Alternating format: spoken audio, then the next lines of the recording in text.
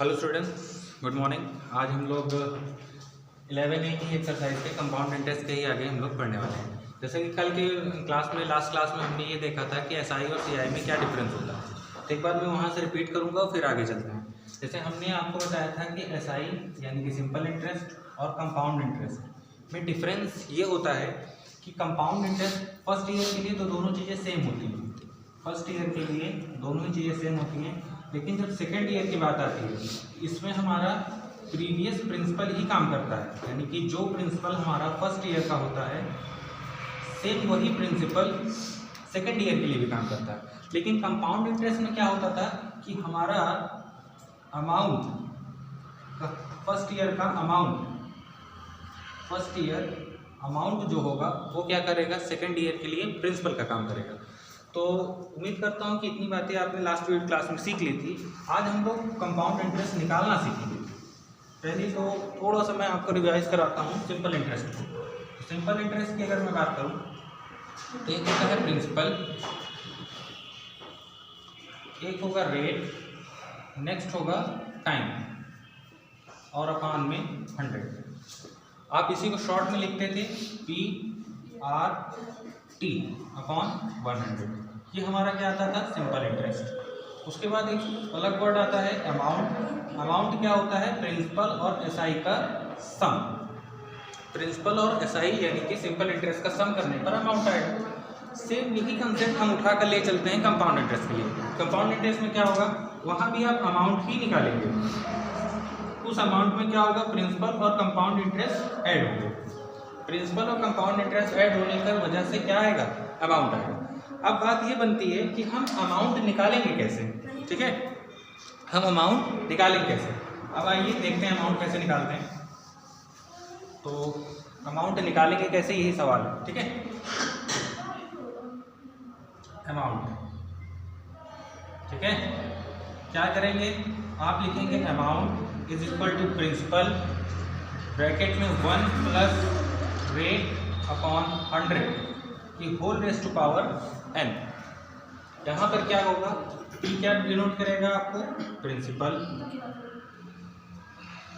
R क्या denote करेगा, rate, N क्या डिनोट करेगा, टाइम। कुछ बुक्स इसी N को T भी लिखती हैं, यानी आप N लिखें या T लिखें कोई प्रॉब्लम की बात नहीं। यही फॉर्मूला होगा। जाहिर सी बात है, आप फॉर्मूले को देख रहे हैं। अगर मैं थोड़ा सा आपको आगे बताऊं तो यहाँ पर पावर्स में काम होगा, यानी कि आपको इससे पहले एक्सपोनेंट और पावर का जो चैप्टर है वो थोड़ा सा अच्छे से आना चाहिए। ठीक है, उसकी अंडरस्टैंडिंग यहाँ पर काफ़ी ज़रूरी है। तो इस फॉर्मूले को नोट करेंगे आप। ठीक है, उसके बाद इसमें 2 वर्डिंग और आती है।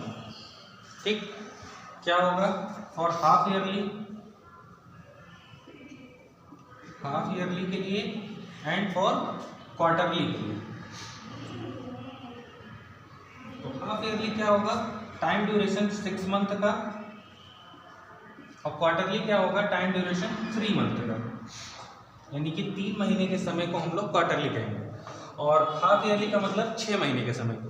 अब सवाल ये उठता है कि अगर हमारे क्वेश्चन में कभी कभी आपको ये आए कि compounded calculate interest compoundly for half year के लिए आपको निकालना होगा, तो हाफ ईयर के लिए हम फॉर्मूला को जस्ट थोड़ा सा रिप्लेस करेंगे। क्या होगा, P1 प्लस R अपॉन में 100 के स्थान पर क्या रखेंगे आप, 200, और ये जो N है इसके स्थान पर क्या रखेंगे, 2N। ये 2N क्यों होते हैं और ये 2 क्यों होता है, एक तरह से ये समझिए कि एक ईयर यानी कि एक पूरे 12 महीने में 2 बार 6 मंथ का टाइम आएगा। 2 बार 6 मंथ का टाइम आने का मतलब 2 हाफ ईयरली होंगे। 2 हाफ ईयरली क्या करती हैं, एक ईयर कंप्लीट करती हैं। तो आपने टाइम को क्या किया, 2 से मल्टीप्लाई और रेट को जस्ट हाफ किया। रेट हाफ क्यों होगा, क्योंकि रेट आपका एनुअली दिया जाता है। अगर एनुअली कोई रेट दिया गया है, यानी 1 साल के लिए पूरा रेट दिया गया है, तो आप जब उसका हाफ ईयरली यूज़ करने लगेंगे तो उसको 2 से डिवाइड करेंगे। नेक्स्ट अगर मैं क्वार्टरली की बात करूँ, सेम यही कंसेप्ट, क्योंकि क्वार्टरली क्या होंगे, 3 मंथ का टाइम है, तो एक ईयर में 4 टाइम्स मतलब 4 बार क्वार्टर आएंगे। तो क्या करेंगे आप, amount is equal to P bracket में 1 plus R upon 400 raise to power 4n। यानी यहाँ पर 6 मंथ था, 2 से डिवाइड और 2 से मल्टीप्लाई। 3 मंथ होगा यानी कि एक साल में 4 बार क्वार्टर आएंगे, तो 4 से डिवाइड, 4 से मल्टीप्लाई। Is that clear? आप इसको नोट करेंगे और स्क्रीनशॉट इसका लेना चाहें ले सकते हैं बिल्कुल। ओके, आइए कुछ क्वेश्चन भी सॉल्व करते हैं। फॉर्मूलों को याद रखेंगे, फॉर्मूले काफ़ी इंपॉर्टेंट हैं, समय के साथ याद हो जाएंगे आपको। आइए, जैसे कि मैं जनरली ये बुक है RS अग्रवाल की, और पहला क्वेश्चन मैं यहाँ पे लिख भी देता हूँ आपके लिए। Find the amount and compound interest CI। Question number 1 है ये, exercise 11 on ₹2,500 for 2 years at 10% per annum। annum का मतलब yearly, compounded annually, compounded annually. Clear? आइए इस क्वेश्चन को सॉल्व करते हैं। अमाउंट आपको निकालना है CI, तो आप सबसे पहले अमाउंट का फॉर्मूला क्या निकालेंगे? कंपाउंडेड एनुअली है P1 + R/100 rays to power n।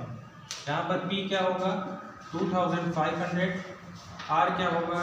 10%, n क्या होगा? 2 ईयर्स, n क्या होगा? 2 ईयर्स। आप सबको यहाँ पर पुट कीजिए।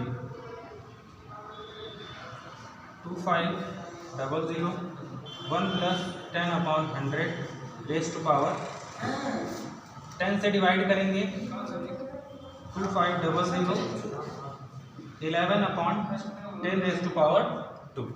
पावर 2 का मतलब 2 बार इंटू करना है।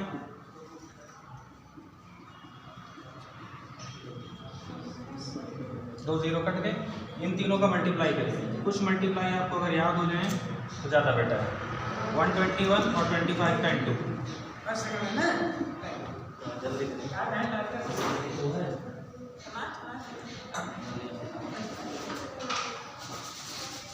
$3025, यानी अमाउंट आपका कितना है? 3025 रुपीज़। देखिए, दो चीज़ें आपसे पूछी थी क्वेश्चन में, कंपाउंडेड एनुअली अमाउंट भी पूछा है और CI भी पूछा है। अमाउंट आपने निकाला कितना? 3025। नेक्स्ट मैं यहाँ लिखूँगा, ठीक है। CI निकालने के लिए आपको क्या करना होगा? अमाउंट में से प्रिंसिपल को माइनस करना होगा। अमाउंट कितना आपने निकाला और दोनों को माइनस करेंगे, कितना आएगा? 525 रुपीज़, ठीक है। ये आपका CI है।